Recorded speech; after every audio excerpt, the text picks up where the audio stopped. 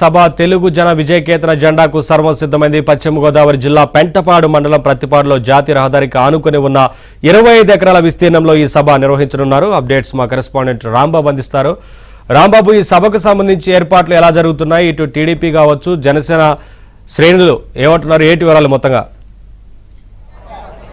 నవీన్, మనం చూస్తున్నాము తాడేపల్లిలో అయితే టీడీపీ జనసేన ఉమ్మడి సభగా అయితే భారీ ఏర్పాట్లు చేస్తున్నారు. ప్రధానంగా చూస్తున్నాం మనం ఇక్కడ దాదాపు ఈ వేదికనే చూడొచ్చు. ఈ వేదికను బట్టి అసలు సమావేశం ఏ విధంగా ఏర్పాటు చేస్తారు, ఏ విధంగా నిర్వహిస్తున్నారో మనకు అర్థమవుతుంది. ఎంత గ్రాండ్గా, ఎంత భారీ స్థాయిలో ఏర్పాటు చేస్తారో మనం తెలుసుకోవచ్చు. దాదాపు 500 మంది ఈ వేదిక మీద ఆశీనులు అయ్యేలాగా చైర్స్ వేస్తారు. అంటే దీన్ని బట్టి ఈ సభకు ఎంత ప్రాధాన్యత ఇస్తున్నారో అర్థమవుతుంది. ఎందుకంటే ఈ సభకు కేవలం నాయకులు, కార్యకర్తలు కాకుండా ప్రతి నియోజకవర్గం నుంచి ఇన్ఛార్జీలు అందరూ వచ్చేలా ఏర్పాటు చేస్తారు. అదేవిధంగా కన్వీనర్లు సైతం ఏర్పాటు చేస్తారు. అదేవిధంగా దాదాపు 3 నుంచి 4 లక్షల మంది వస్తారని చెప్పి అంచనా వేస్తున్నారు. ఎందుకంటేనేమో మొత్తం రాష్ట్ర వ్యాప్తంగా జరుగుతున్న టీడీపీ, అదేవిధంగా జనసేన పొత్తు తర్వాత జరుగుతున్న మొట్టమొదటి సభ ఇది. దాంతో రాష్ట్ర వ్యాప్తంగా జనాన్ని సమీకరించాలని చెప్పి ఏర్పాట్లు చేస్తారు. దానికి తగ్గట్టుగా ప్రతి నియోజకవర్గం నుంచి ప్రజలు వచ్చేలాగా ఇక్కడ చర్యలు చేపట్టారు. వచ్చిన ప్రతి ఒక్కరికి ఎటువంటి అసౌకర్యం కలగకుండా చర్యలు తీసుకున్నారు. ఎందుకంటే వచ్చిన ప్రతి ఒక్కరికి ఆహారం అందించడానికి, అదేవిధంగా మంచినీరు, మజ్జిగ ప్యాకెట్లు అందించడానికి చర్యలు చేపట్టారు. మరో పక్క అంబులెన్స్లు కూడా ఏర్పాటు చేశారు. తాత్కాలిక వైద్య శిబిరం ఏర్పాటు చేశారు. ఎందుకంటే భారీ స్థాయి సభ రావడం, అదేవిధంగా ఎవరైనా సరే వచ్చి కాస్త ఏదైనా ఇబ్బంది పడితే వాడికి ఎటువంటి వైద్య సదుపాయం అందించాలని ముందుగానే నిర్ణయించి దానికి తగ్గట్టుగా ఏర్పాట్లు చేశారు. చూస్తున్నాము సభ దగ్గర ఏర్పాట్లు ఏ విధంగా చేస్తున్నారు. మధ్యాహ్నం అయితే 3 తర్వాత ఈ సభ జరిగే అవకాశం ఉంది. ఎందుకంటే ఆ తర్వాత షెడ్యూల్ ప్రకారం చూస్తున్నాము టీడీపీ అధినేత చంద్రబాబు నాయుడు మధ్యాహ్నం 3:30 గంటలకు వేదిక వద్దకు చేరుకుంటారు. అదేవిధంగా పవన్ కళ్యాణ్ కూడా అదేవిధంగా 3:30 గంటలకు చేరుకుంటారు. ఈ ఇద్దరు వేరువేరుగా హెలికాప్టర్లలో వస్తున్నారు. వీరి హెలికాప్టర్లో ల్యాండ్ అవడానికి వీలుగా 2 హెలిప్యాడ్లు ఏర్పాటు చేస్తారు. వచ్చిన వెంటనే సభ వేదిక దగ్గరకు వస్తారు. వచ్చిన తర్వాత సభ ప్రారంభమవుతుంది. ఈ సభకు సంబంధించి అసలు ఎటువంటి ఏర్పాటు చేస్తారు, ఈ సభ ద్వారా ప్రజలకు ఎటువంటి సందేశాలు ఇవ్వబోతున్నారు అనేది మాత్రం ఇప్పుడు కీలక అంశంగా మారింది. ఎందుకంటే ఇద్దరు అగ్రనేతలు కలిపి మొదటిసారిగా పాల్గొంటున్న సభ కావడంతో అన్ని వర్గాలను, అటు రాజకీయ వర్గాలను, ఇటు ప్రజల్లో కూడా మంచి ఆసక్తి నెలకొంది. దీనికి సంబంధించి మనకి వివరించడానికి టీడీపీ జాతీయ అధికార ప్రతినిధి పట్టాభి ఉన్నారు. సార్, చెప్పండి, ఈ సభకు సంబంధించి మనం ఎటువంటి సందేశం ఇవ్వబోతున్నారు? ఎందుకంటే టీడీపీ జనసేన కలిసిన తర్వాత మొట్టమొదటిసారిగా జరుగుతున్న సభ ఇది. ఇప్పటివరకు అయితే సభ ఇద్దరు నాయకులు అయితే పరస్పరం మాట్లాడుకున్నది జరిగింది, కానీ ఇలా ఓపెన్ గా మీటింగ్ జరుగుతున్నది ఇదే మొదటిసారి. దీన్ని ఏ విధంగా మనం భావించవచ్చు?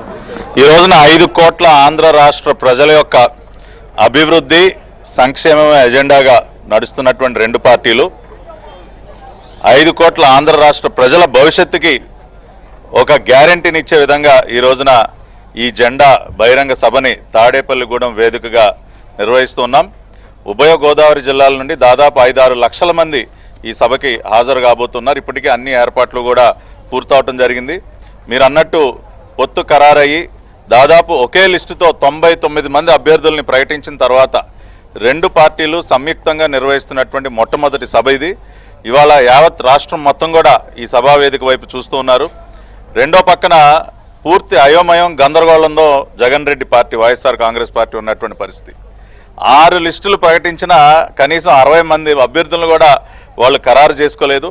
ఇప్పటి వరకు ప్రకటించినటువంటి అభ్యర్థులు అందరూ కూడా వాళ్ళు అభ్యర్థులు కాదు, కేవలం ఇన్ఛార్జీలు మాత్రమే అని చెప్పి మాట్లాడుతున్నారు. అంటే ఇవాళ పోటీలో నిలబడటానికి అభ్యర్థులు కూడా దొరకనటువంటి దయనీయమైనటువంటి పరిస్థితిలో జగన్ రెడ్డి ఉంటే, ఇవాళ పూర్తి ఆత్మవిశ్వాసంతో, ప్రజా మద్దతుతో టీడీపీ, జనసేన పార్టీలు దూసుకుపోతున్నాయి. 99 అభ్యర్థులను మేము ఖరారు చేసుకున్నాం. మిగతా స్థానాల్లో కూడా అభ్యర్థులను అతి త్వరలోనే మేము ప్రకటిస్తాం. ఒక మంచి మేనిఫెస్టోతో ముందుకు రావడం జరిగింది.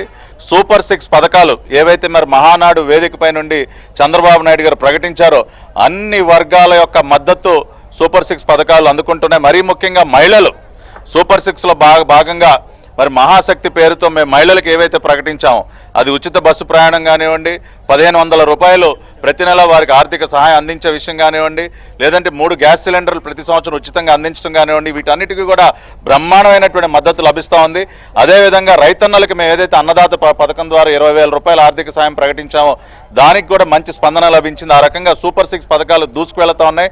అదేవిధంగా షణ్ముఖ వ్యూహం పేరుతో పవన్ కళ్యాణ్ గారు ప్రకటించినటువంటి పథకాలకు కూడా మంచి ఆదరణ లభిస్తూ ఉంది. ఆ విధంగా ఒక పక్కన అభ్యర్థులను ఖరారు చేసుకుంటూ ఉన్నాం. పొత్తు కూడా ఖరారైంది. 24 స్థానాల్లో జనసేన పార్టీ పోటీ చేయబోతోంది. చాలామంది చాలా రకాలుగా ఆశలు పెట్టుకున్నారు. ఈ 2 పార్టీల యొక్క పొత్తు ఖరారు కాదు, ఏవో గొడవలు జరుగుతాయి, గందరగోళం ఏర్పడుతుందని చెప్పి చాలామంది సైకోలు, బులుగు సైకోలు చాలామంది ఆశపడ్డారు. కానీ వాళ్ళ ఆశలన్నీ అడియాసలయ్యే విధంగా రాష్ట్ర భవిష్యత్తుని ఎజెండాగా పెట్టుకుని రెండు పార్టీలు ఇద్దరు నాయకులు కూడా మరి చాలా సామరస్యపూర్వకంగా ఒక స్నేహపూరిత వాతావరణంలో పొత్తు ఖరారు చేసుకోవడం జరిగింది. మనకి మన వ్యక్తిగత స్వార్థాల కంటే రాష్ట్ర భవిష్యత్తు ముఖ్యం అని చెప్పి ఇద్దరు నాయకులు కూడా ఈ రోజున మాట్లాడుతున్నారు.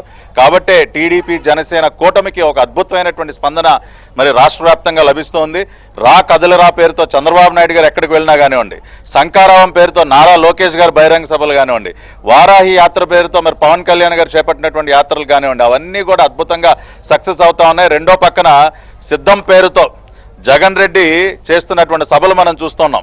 ప్రజలు రాక ప్రజలు లేక వెలవెలబోతున్నాయి.